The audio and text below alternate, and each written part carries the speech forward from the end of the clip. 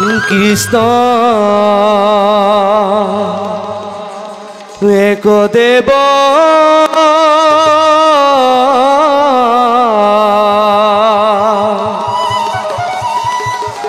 দুখহাৰী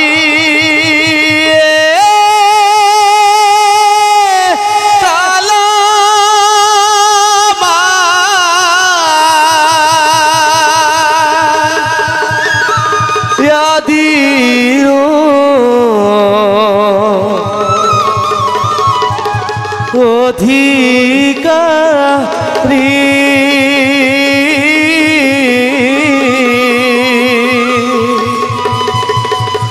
কৃষ্ণ বিনে শ্ৰেষ্ঠ দেৱনা ই নাই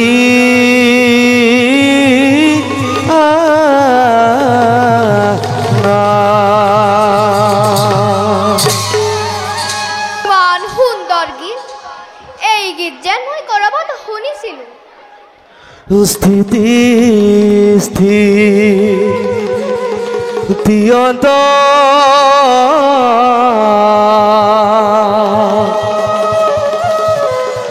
কালি দেৱ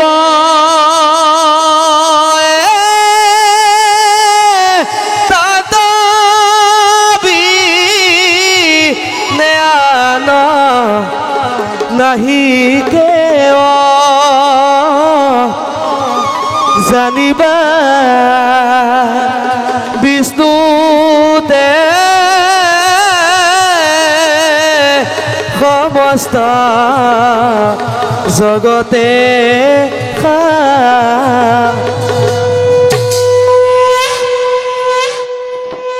কোন তুমি সুন্দৰ বালক আৰু অকলে অকলে ইয়াত কি কৰিছা? মই দৈত্যৰা হিৰণ্য কশিপুৰৰ পুত্ৰ, নাম মোৰ প্ৰহ্লাদ। আপুনি বাৰু কোন? আপুনি গোৱা গীতবিলাক মোৰ ইমান ভাল লাগে। আপুনি বাৰু মোকো গীত গাবলৈ শিকাবনে? বাছা প্ৰহ্লাদ, মই হলো দেশে দেশে ঘূৰি ফুৰা সন্ন্যাসী ফকীৰ, যাৰ খাবলৈ এমুঠি অন্ন নাই, পিন্ধিবলৈ অকণো ভাল বস্তু নাই। তেনে লোকেহে হৰে কীৰ্তন কৰি ভাল পায়। তেনেস্থলত তুমি হলা দৈত্যৰাজে হিৰণ্য কশিপুৰৰ পুত্ৰ। ৰাজকীয় সুভোগৰ মাজত থাকি তোমাক আকৌ হৰি কীৰ্তন কি আৱশ্যক বাছা? ৰজাৰ ল'ৰা হলে হৰিনাম উচ্চাৰণ কৰিব নোৱাৰে বুলি আপোনাক কোনে কৈছে? না ৰাইজনী, ৰজাৰে ল'ৰা হলেও হৰিনাম ল'ব পাৰি সঁচা, কিন্তু তুমি হলা ত্ৰিভুৱনে বিজয়ী দৈত্যৰাজে হিৰণ্য কশিপুৰৰ পুত্ৰ।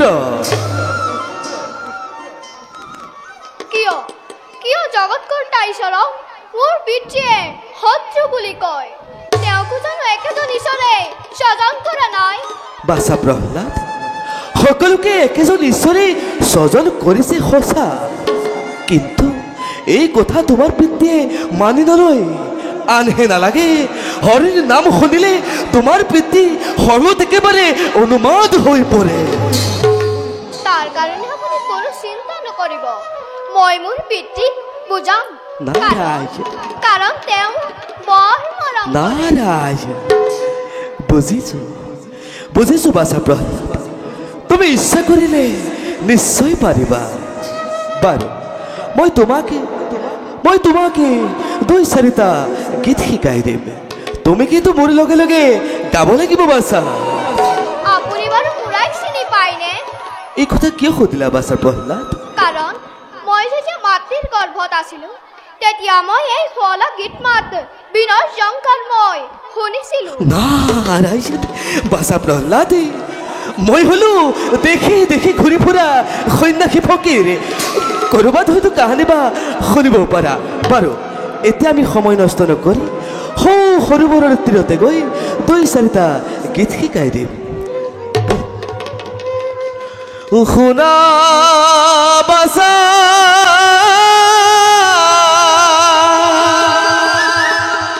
কৰি প্রাণ ভরি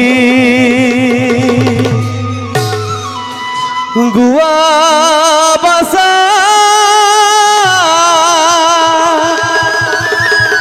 প্রাণ ভরি মুকুন্দ মুরারি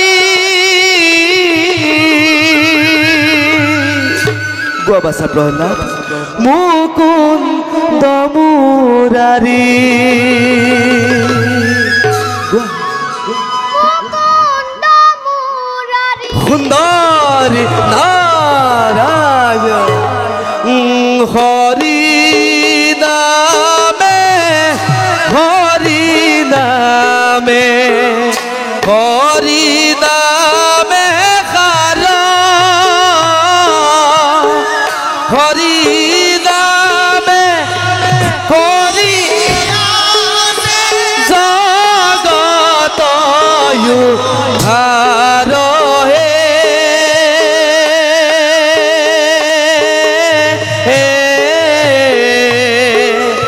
হরি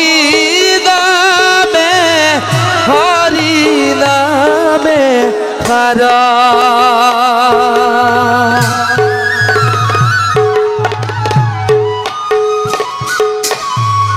হরি নামে হরি নামে খারা